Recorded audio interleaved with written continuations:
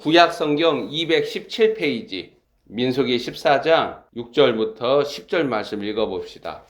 창세기 3장부터 11장에 나타나는 패역한 세대들을 심판하시고 하나님 나라를 상속받는 머리로 아브라함에게 약속하신 땅에 그 자손들이 들어가기를 거부하는 모습은 이해하기 어렵습니다. 하나님께서 약속하신 땅은 창세전에 감추어진 하나님의 비밀 그리스도를 나타내는 그림자입니다. 약속하신 땅은 이후 나라와 민족과 성전이 멸망당하고 고토로 회복시키는 예언자들의 약속에서도 여전히 유효합니다. 다만 약속의 땅, 고토 회복의 약속이 그리스도라는 하나님의 비밀이 드러나지 않은 자들에게서 뒤틀리고 왜곡되어서 오늘날 백투 예루살렘 운동이나 알리아 운동으로 나타난다는 거예요. 지리적인 그 땅, 성경이 약속하신 그 땅, 그림자로 여전히 이해하기 때문에 예루살렘, 이스라엘, 오직 여기에 온통 지구적인 관심이 쏘이는데 하나님이 약속하신 그 땅은 하나님의 비밀 그리스도를 가리키는 그림자라는 거예요. 예언서에서 나타나는 남은 자 사상이나 그 다음에 고토의 회복, 이것을 이스라엘 예루살렘이라는 그 땅으로 잊지 아니하고 그들에게 여전히 그리스도라는 약속이 그들 위에 있는 거예요. 이 백투 예루살렘 운동이나 알리아 운동은 오늘날 지구상 한 나라와 민족인 이스라엘의 악마적 퇴행적 동선에도 어리석게 열광적인 지지와 후원을 보내는데, 이러한 사실은 지상 교회들 또 말씀을 가르치는 목사들 성도들이 여전히 그들 안에 창세전에 감추어진 그리스도의 비밀 약속의 땅이 그림자로 덮여있다는 사실을 고발한다는 거예요. 영적 무지에 기반한 열정과 힘씀은 악마적으로 마귀의 종로를 하는 모습에 지나지 않습니다. 예언자들이 바라는 고토 회복이나 약속의 땅으로 돌아옴은 그리스도라는 하나님의 비밀이 이스라엘 민족 위에 드러나는 사건을 말하는 거예요. 그래서 이스라엘 민족들은 누구처럼 회심하느냐? 사도 바울처럼 회심을 해요. 그리고 하나님의 남자아이들로 준비가 돼요. 다 그러는 게 아니라 남은 자들만. 하나님의 비밀 그리스도를 나타내는 구약의 그림자, 이게 약속의 땅이에요.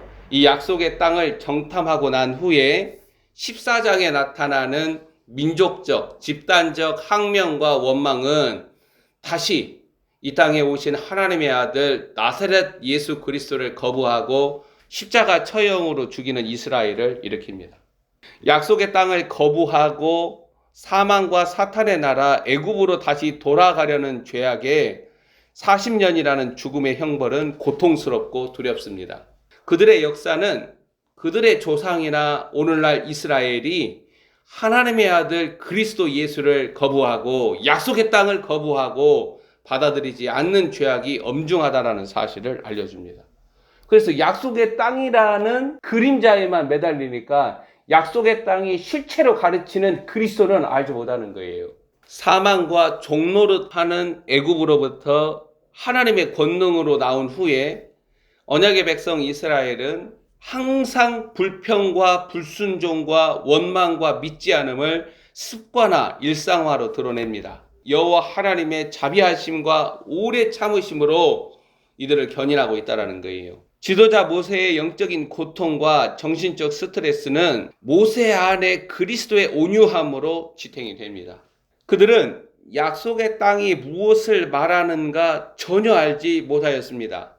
수많은 하나님의 권능과 이적과 역사에 노출당하면서도 하나님을 믿지 못한다는 거예요. 그들 안에 믿음의 비밀이 그 안에 드러나지 않아요. 수많은 권능과 이적과 능력은 경험을 하는데도 이게 지금 오늘날 지상교회 목사들 성도들의 현실이라는 거예요. 14장에 나타나는 하나님의 진노는 이전 여정 가운데 드러낸 이스라엘의 불순종이나 불평이나 원망이나 믿음 없음으로 발생한 징계와 심판과는 사뭇 다릅니다.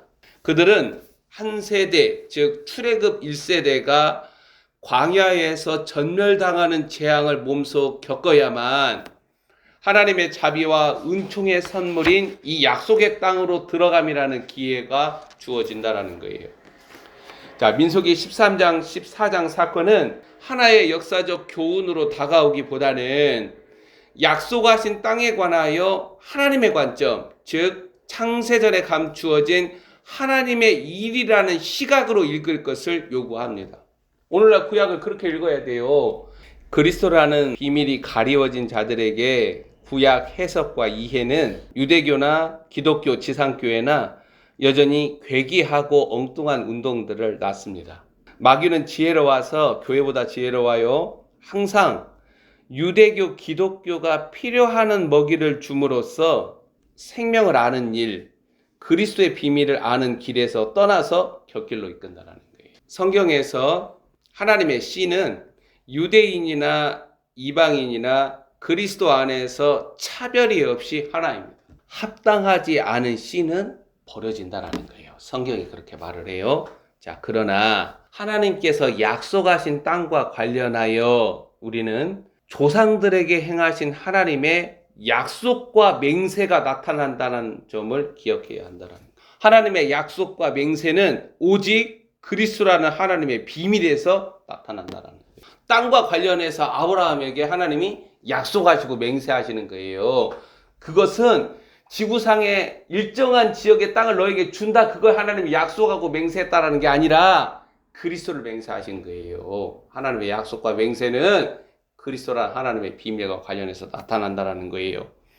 그리고 약속의 땅에 들어가기를 거부하는, 자신 안에 그리스도의 비밀이 드러나는 것을 거부하는 이스라엘의 불순종과 원망이 40년이라는 한 세대의 죽음과 멸망이라는 하나님의 진노를 끌고 온다는 사실은 하나님의 약속과 맹세의 무게감을 가르쳐 준다는 거예요. 하나님이 약속하시고 맹세하시는 것은 그리스도와 관련해서 우리에게 명령하신 바이기 때문에 이것을 절대 소홀히 여기거나 경시 여겨서는 안 돼요. 오늘날 마지막 때는 이 그리스도라는 비밀의 시작이 아니라 완성을 앞에 두고 있음에도 불구하고 지상 교회들과 성도들, 유대교와 같이 기독교가, 특히 말씀을 가르치는 자들인 목사들이나 선교사들이 이 창세전에 감추어진 그리스도의 비밀을 알지 못한다라는 사실은 비극적이라는 거예요. 엄중하고 무거운 심판은 기독교 종교 지도자들 위해 작정되어서 시행이 됩니다. 우리가 민수기 13장을 보면 13장은 조상의 가문 각 지파 중에서 지휘관들, 수령들의 정탐 보고가 나타납니다.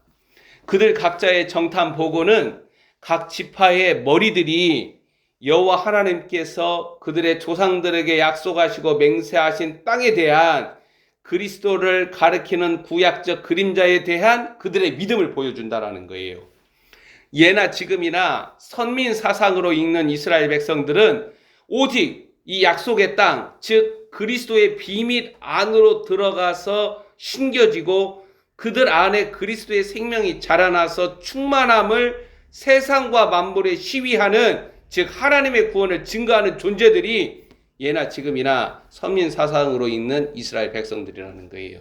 하나님의 약속에 연결되는 이스라엘이라는 의미가 여기서 살아난다라는 거예요. 근데 이런 것은 전혀 없는데 성경 구약에 있는 것들을 전부 다 끄집어 와서 이걸 누가 사용을 해요? 사탄의 세력들. 1948년에 로스차일드가 이스라엘을 건국했잖아요. 돈으로. 사탄이 전부 다 베껴서 사용을 하는 거예요. 성경이 약속한 것들을. 그렇게 마귀가 유대교에게, 기독교에게 필요한 것을 줘요. 지금 한국교회에 필요한 마귀가 주는 먹이가 뭐예요? 공산주의, 사회주의예요. 그러니까 막 이재명 더불어민주당이랑 막 극렬하게 싸우잖아요. 그 먹이를 주면서 사탄이 그 생명을 뽑아가는 거예요. 어떻게 생명을 뽑아가요? 지금이라는 타임에 준비되어야 할 하나님이 명령하신 바를 뺏어가는 거예요. 선악과 사건이 선악과 사건. 계속 선악과를 준다니까요. 하나님께서는 예나 지금이나 이스라엘에게 조상들인 아브라함과 이삭과 야곱에게 바라신 약속과 맹세, 약속의 땅과 관련된 거예요. 그리스도라는 비밀을 주셨다라는 거예요. 그래서 각 지파들의 머리로 지휘관들, 수령들의 정탐 보고는 자신이 땅을 정탐하고 이렇다 저렇다 그 판단과 이해를 넘어서 약속의 땅, 즉 그리스도 안에 거하려는 믿음 여부를 드러내는 거예요. 즉 조상들에게 하나님께서 약속과 맹세를 바라신 땅 그리스도 안으로 들어오기를 이스라엘이 기뻐하는가 확인하는 사건이라는 거예요. 자, 민수기 13장 25절 이하 33절까지 하나님이 약속하신 땅에 대한 그들의 믿음은 적나라하게 드러납니다. 13장 27절을 한번 봐보세요. 약속하신 땅은 진실로 젖과 꿀이 흐르는 땅이라는 거예요. 그 땅에 흐르는 젖과 꿀은 다른 말로 그리스도 안에 젖과 꿀은 하늘에 속한 자들이 날마다 풍성하게 취할 생명의 양식과 지혜를 나타내는 거예요. 즉 그리스도 안에 모든 지식과 지혜와 보화가 담겨 있다라는 구약적 진술이에요. 갈렙과 여호수아를 제외한 지파들의 머리 10명은 약속의 땅이 품고 있는 하늘의 일들을 읽는 영적 해안이 없습니다.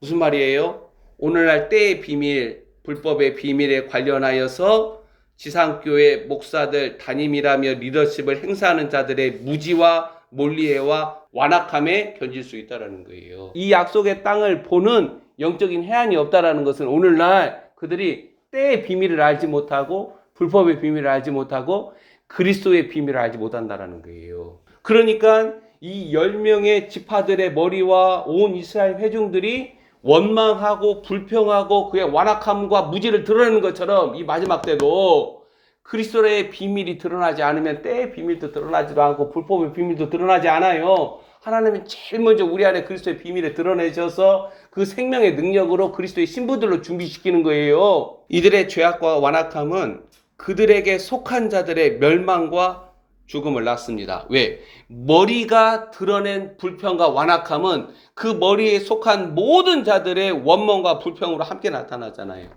대표로서 머리로서 아담이 대표 머리로서 죄악을 저지름으로 사망이 다스림과 같이 10지파 머리들이 그들이 속한 지파의 모든 자들이 다 함께 원망하며 불평하면서 죽음과 멸망의 심판을 받는 거예요.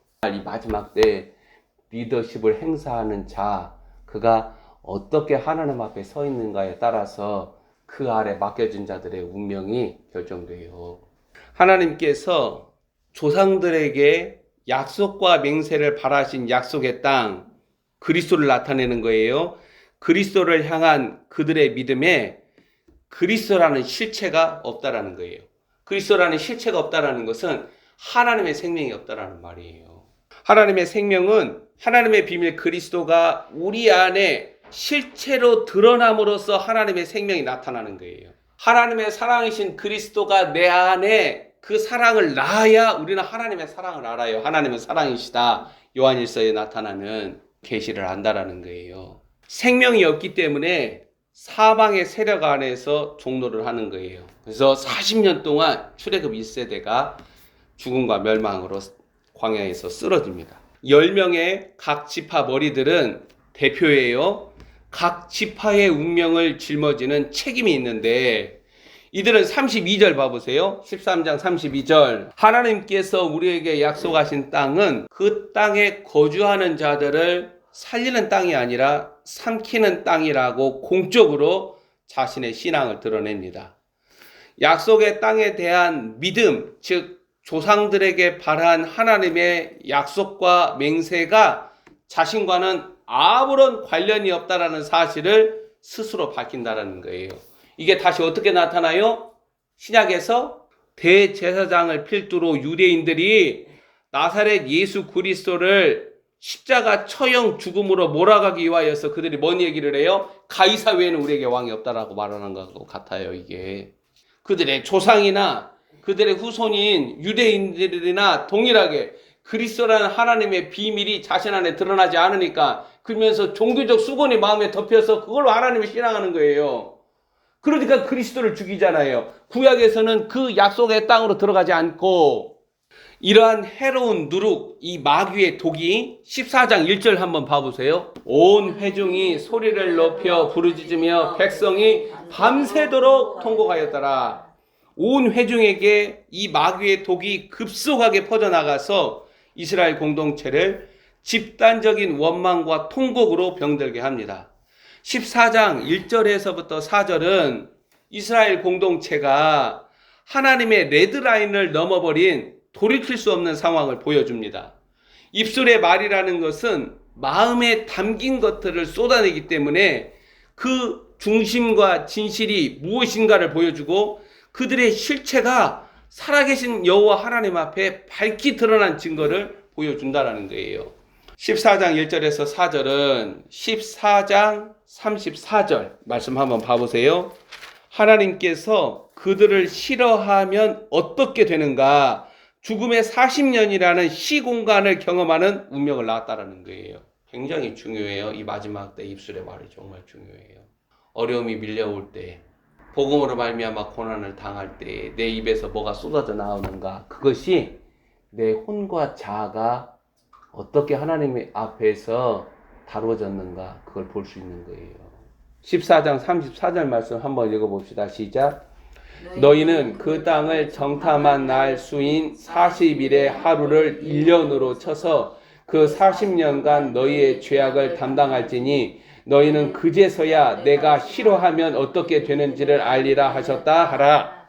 하나님의 백성이 약속의 땅, 하나님의 구원이신 그리스도 안에 들어가기를 거부함으로 언약 백성 자체를 포기합니다. 언약 백성이 아닌 자들은 어디로 돌아가요? 애굽으로 돌아가는 거예요. 세상으로 돌아간다는 거예요. 약속의 땅은 그리스도 안에 거하려는 믿음을 가진 자들을 수용을 합니다. 땅을 향한 바른 신앙과 믿음 견지는 14장 6절 이하 여호수아와 갈렙에게서 드러납니다. 약속의 땅, 하나님의 비밀 그리스도의 구약적 그림자 증거를 향한 이들의 순전한 믿음은 14장 7절을 보면 그들이 뭘 고백을 합니까? 심히 아름다운 땅이라 신앙 고백으로 나타난다는 거예요. 그리스도는 아름다우신 하나님이시다.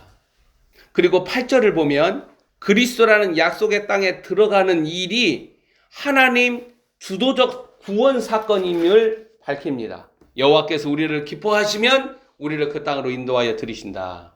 약속의 땅, 하나님의 비밀, 창세전에 감추어진 하나님의 비밀, 그리스도의 구약적 그림자, 이 생명으로 들어가기를 기뻐하는 자들은 하나님의 약속과 맹세를 믿음으로 붙드는 자라는 거예요. 약속의 땅과 관련해서 하나님이 약속과 맹세를 바라신 거예요. 내가 너희들에게 그리스도를 주겠다. 여호와 하나님을 거역하는 자들, 하나님을 멸시하는 자들을 약속의 땅은 결코 수용하지 않습니다. 이러한 약속의 땅, 예언서에 나타나는 고토 회복과 남은 자 사상은 창세전에 감추어진 하나님의 비밀 그리스도를 땅의 일들로 나타내는 하나님의 증거이며 그리스도라는 하나님의 비밀은 우리 안에 실체로 드러나는 하나님 나라라는 거예요. 그래서 씨가 그 땅에 심겨져야 하나님 나라를 경험을 하는 거예요. 그리스도라는 하나님의 생명을 자신 안에 실체로 갖는 거예요. 하나님의 비밀 그리스도가 하나님의 생명입니다. 유대인이나 이방인이나 오직 그리스도 안에 거하여 생명이 실체로 밝히 드러나야 합니다. 바울은 그리스도 안에서 자신을 발견하고자, 즉 구약적 그림으로 젖과 꿀이 흐르는 약속의 땅으로 나타나는 그리스도의 비밀을 알고자 그런 말이에요. 이전에 모든 유익하던 것들을 배설물로 내다버리고 오직 그리스도께 사로잡힌 바 붙들려 살아가기를 힘쓰는 유대인이었다라는 거예요. 무슨 소리예요? 땅과 관련한 하나님의 약속과 맹세를 붙드는 사람이었다는 거예요. 여호수아와 갈렙처럼. 여호수아와 갈렙은 출애굽 1세대 같은 동료들을 향해 목숨을 걸고 여호와 하나님을 거역하지 말라. 여호와는 우리와 함께 계시다 증거합니다.